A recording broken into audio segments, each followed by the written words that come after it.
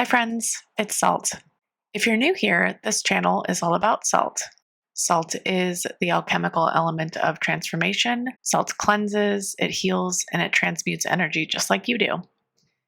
This channel finds the rare archetypes who move through life differently. So if you found this, I'm really honored to have you and really just be one of the few who gets to see and reflect you properly. The message today is for those letting go of an older version of themselves that played by society's rules.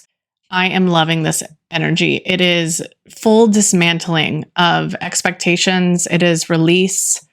I'm going to leave the soul path that I pulled today in the description along with other notes because it's very complex and I don't know if I'd have enough time to go through all of it. It is super detailed and it involves the North and South node, which you could look up in your own chart if you wish. You do not need these placements in your chart for this reading to be for you, because when a collective portal opens like the 8-8 shift, it activates archetypal patterns, not just personal ones.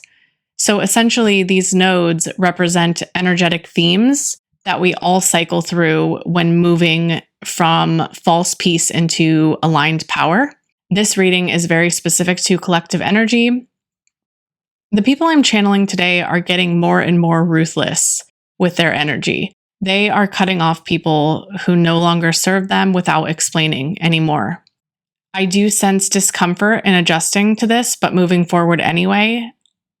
You may have been in the past, not necessarily a people pleaser, but very well managed for others on the surface. Like, I'm sensing highly empathetic and concerned with other people's feelings and problems and worlds.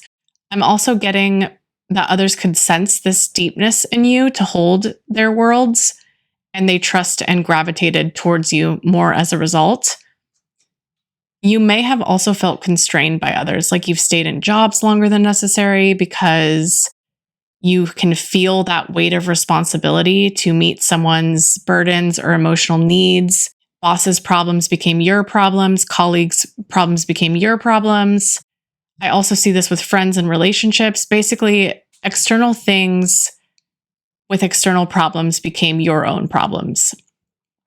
Not necessarily people-pleasing in of itself, but definitely able to carry the weight for others very well and very effortlessly. I think that comes from the strength and resilience you hold, and it's kind of like a gift and a power.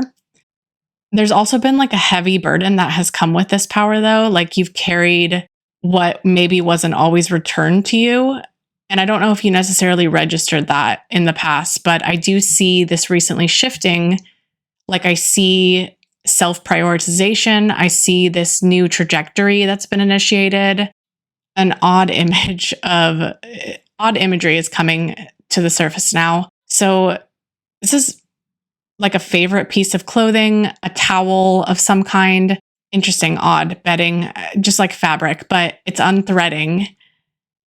And it is made of very specific material that gets stuck or caught on things consistently. I think we all know what I'm talking about with that. But I see this being something that's favored, like whatever it is. Like it's in style, appearance, it's comfortable, it's expensive, but the daily function of it is impractical because of how often it's getting caught on everything and it's getting slowly unusable as a result of this unthreading. So it's odd, but maybe you have something you love like this that comes to mind, but it just keeps getting ruined as you wear or use it. I kind of see this relating to how you functioned in society as a whole. I think that's why I'm being shown this so detailed and abstract. Like, you seem to have continued to wear this piece, this thing, this fabric. You've used it, and it keeps getting snagged and unthreaded, but you've carried on because it was your favorite, or the most comfortable, or the most expensive. I'm not sure. You've just carried on for some reason. This could relate to why you've stayed in jobs, why you've stayed with partners, why you've kept friends, where you've held their emotional weight. I also see this being related to family or financial circumstances. Like this isn't just specific to people. I see this happening in many different ways. It's like you've continued to put this piece, whatever it is, and you forget that it's slowly unthreading over time and you wear it consistently until one day you put it on and you realize it's just not wearable anymore and it's too ruined. I see this being how you've come to recently recognize your shift and your changes. Like one day you just went to the same job and it was unbearable. Or you looked at the person you were holding this weight for and you recognized you yourself weren't even pleased and they were very pleased and you couldn't unsee that anymore.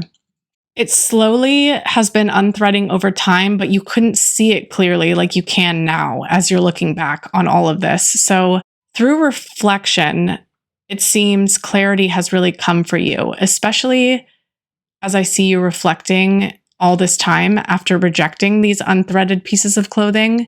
I also get a sense that you're taking time to buy things with stronger withstanding material, like you're looking for things that will not get ruined over time as a result of this experience and this reflection now. So this was very critical to moving forward, this space. Reality is definitely shifting for you as you continue to step out of this pattern of comforting and holding the weight of others. I see you no longer accepting things that you used to, but as a result, more doubt has come and surfaced internally. Like you've rejected these things and they've fallen away, and now you only have yourself to hold yourself.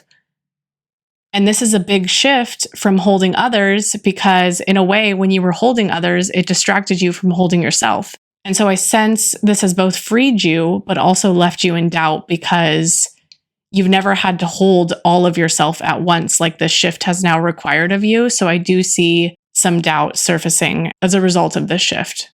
The message here is that as things have fallen away and you've rejected them, it's normal to feel the weight of yourself as a result. It's normal to feel like now you have all this doubt creeping in and you didn't have it before when you were focused on others. I sense you handling the doubt really well in stride because you're very resilient. I mean, you've handled everybody else's problems for however long. So of course you can handle doubt that's coming in and out. But this is just another confirmation that that doubt is in fact a good sign. Spirit wants me to kind of repeat and emphasize, I think, that doubt and loneliness are actually the truest sign of growth and a new timeline approaching for you. Now that you're holding your own, it has doubt because it's new. It's a new thing to hold your own. You've never done this before, so everything new will hold doubt as a result. That doesn't mean it's a reflection of the doubt being correct. You have to be lonely to feel doubt, and you have to be lonely to grow new and better things because the old things have to fall away first before the new ones can come in. So both of these things are so critical to the new timeline and actually are a confirmation rather than a negative. So both loneliness and doubt are a requirement of upgrading, in other words. So embrace it. I see you might already be doing that, but embrace it even more. There's also a message here that others will respond in ways that continue to test you moving forward because you are ascending into this new timeline where you reject others before yourself. It's going to trigger wounds in other people that don't function the same way and are still staying constrained to expectation. It is very expected in society that we don't put ourselves first because that is selfish, that is unjust, and we're supposed to be selfless creatures. Especially those in lower consciousness states, when you stand by your power without explanation and you stop explaining why you're doing things to others when they demand it, it's going to trigger those that are built on that principle that I have to explain myself. I have to defend my worthiness. I have to defend that I'm right and I'm righteous. But the message here is as you learn to accept the doubt, the urge to explain yourself will begin to fade. I see sometimes being pulled to explain new choices, but this new shift is really going to help you dismantle that pull entirely. You're now shifting into embracing discomfort in a way you haven't before. You're now okay with people misunderstanding you because you're in this higher state of consciousness where you only need to understand yourself, and you're embracing that. So the test comes from continuing to stand in your truth even when others get uncomfortable with it. I almost feel like really this is a good way to gauge your growth and how close you are to receiving timeline newness and new energies is how many people around you are getting triggered and you're sitting in that triggeredness. I'm not going to say to go around and disrupt everything and piss everybody off, but I am going to say that the more you see others reactive to your essence and the more you see yourself disrupting energies, the more truth you're standing in and the more you'll call in as a result of that truth and that energy.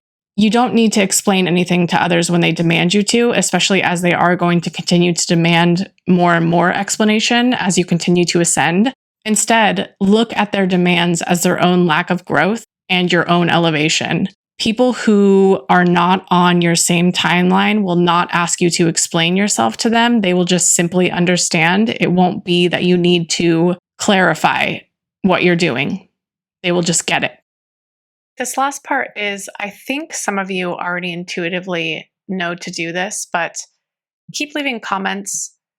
The comments themselves do not have to be anything specific or personal to you. Think of these as energetic nudges for me to align with your energy. It helps me channel for you more efficiently, and I want to be able to do that. I read each and every one always, and I am so thankful for all of you. So, cheers, friends.